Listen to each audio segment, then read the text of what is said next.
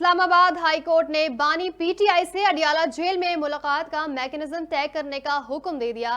बानी पीटीआई से जेल में मुलाकातों पर पाबंदी के ऑर्डर के खिलाफ दरख्वास्त पर समाअत इस्लामाबाद हाई कोर्ट के जस्टिस अरबाब मोहम्मद ताहिर ने की।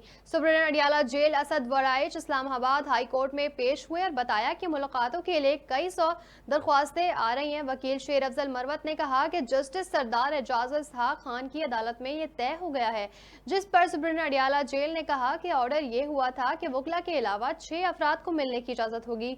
मेरे पास 7,000 कैदी हैं। अदालत ने यौमिया 6 अफराद को मिलने की इजाजत दी है, जो हमारे लिए मुमकिन नहीं है।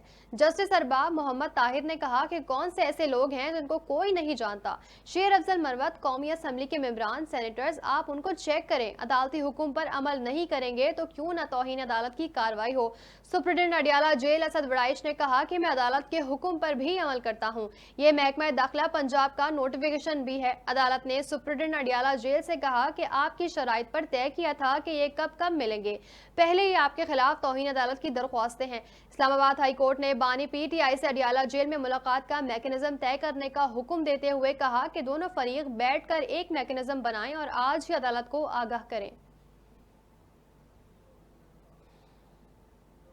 न्यूज़ स्टूडियो से